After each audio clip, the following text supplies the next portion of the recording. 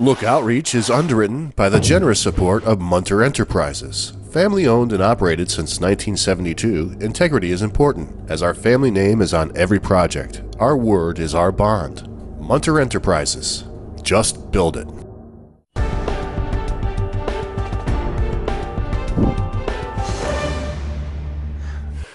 Welcome back, everyone. I wonder how many of you know who Ivan Vaughn is. Pregnant pause there, right? For suspense. I do. Well, the Vosganian knows who Ivan Vaughn is. This is Chuck Vosganian, Rochmon Record Club, frequent guest here on Look TV. Welcome back. Hi, Jesse. How Great to have you here. Good to be here. All right. Always. Drum roll. Yeah, drum roll. Okay. Yeah. Ivan Vaughn. Ivan Vaughn is the boyhood friend of Paul McCartney. They became friends because Paul McCartney and Ivan Vaughn share the same birthday. That's right. And he introduced McCartney to his other friend, John Lennon. And that happened to be on July 6th, today, 1957. 60 years. Yes, that's unbelievable. 60 years. That's absolutely amazing. Now, of course, everyone knows what the future held for both of these two young kids, 15 and 16 years old. Yeah. However, you know, it's not an understatement that it changed the world. I know that's a big statement, and some of you younger viewers might be looking at us and thinking, oh, yeah, that's right. They say that about Elvis, and they say that about, other people.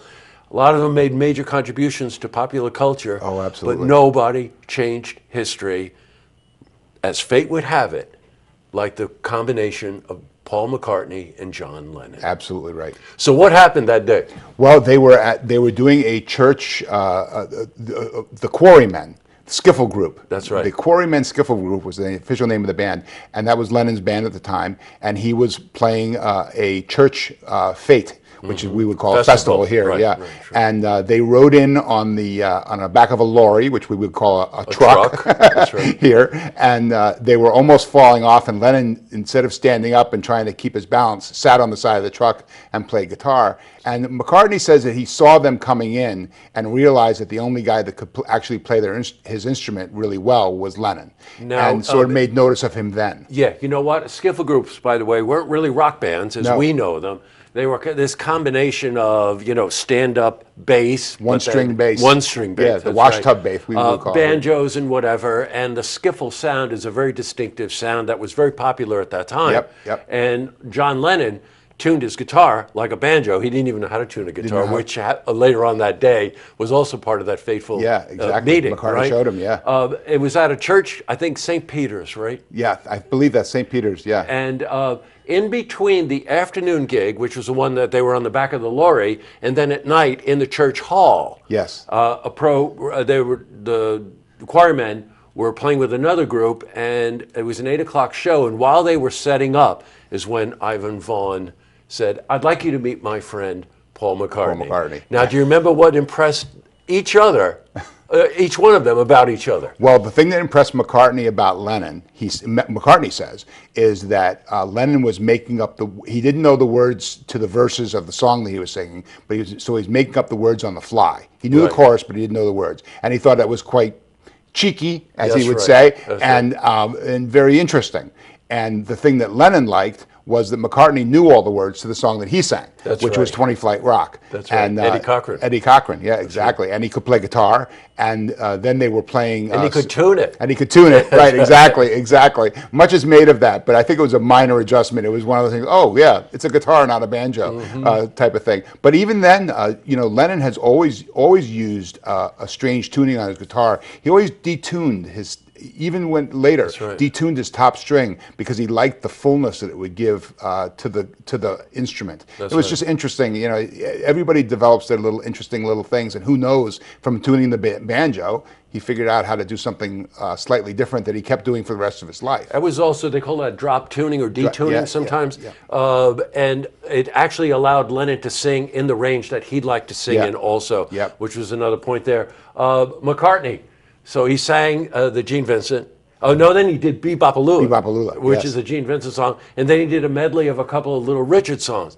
Now, they always bragged about being from Liverpool. And part of the reason was that Liverpool was a seaport town, and the merchant marine from the United States would come over and they'd have the 45s. And they were Elvis and they were Little Richard. Yep. You know, it was all the American stuff. And that's where they got hooked on that. That's where they got exposed to it and they heard it. Yeah, yeah. And you know, now you drill down a little bit further and you realize that you've heard the phrase opposites attract. Lennon, arrogant, drinking at, 17 years he was old. drinking, That's yeah. right, exactly right. McCartney, sweet, patient, kind, right? Yeah. The knowledge bank, the combination of the two of them is what really caused that dynamic and that excitement. Exactly, right? exactly. And they gave each other the freedom to go where they wanted to go. That's right. That's the thing. That's what was, to me, remains one of the biggest things about the Beatles is that they didn't have the constraints that a lot of us have. That's right. They could live outside of it. They had each other, yeah. They had each other. There's an infamous press conference when they arrived in New York for the first time. Pan American Airlines. Yeah. And they're sitting there bombarded with hundreds of reporters from around the world. These are naive kids who didn't even know why all the screaming teenagers were there when they landed. They thought someone else, the kids were there for someone else. They didn't even know it was for them. And here they are able, because of the relationship that they had with each other, take on the world. Yep. And they maintained that relationship, composing over 200 songs that you can never forget. Never forget. And you know all of them. That's right. That's the thing. And you hear them and you know all of them. And it's just amazing creative spark. And like you say, they changed not only just music, they changed art, they changed fashion, they changed the way we communicate with one another. And they're probably going to have the biggest selling album of the year this year. Oh, sure. It's the 50th anniversary of the release of Sgt. Pepper's Lonely Hearts Club Band. But there's something interesting, is 10 years after they met, they made Sgt. Pepper. That's right. I mean, come on. It's amazing, the creative spark. Oh, there's one other thing. We're running out of time. We always run out of time. The Vosganian and I. But they also bonded at an emotional, spiritual level because of their relationships with their mothers. And when their mothers died, Paul McCartney's mother died about a year before he met John, and John's mother died a year after they knew each other. And very telling. A lot of people say on the White Album that the reason the McCartney-written song I Will and the Lennon song Julia are back-to-back because they're both about their mothers. Exactly. Isn't that something? It's amazing. Amazing. There it goes. Now, Chuck will be back next week because Rochmon Record Club, the next one is Fleetwood Mac's Rumors. Oh, God. Yeah. All right. Another 15-minute interview for sure. Well, thank you for coming in. Awesome. Thank you, Jesse. Always good to see you. And to see this interview again, you can head to our website, looktvonline.com.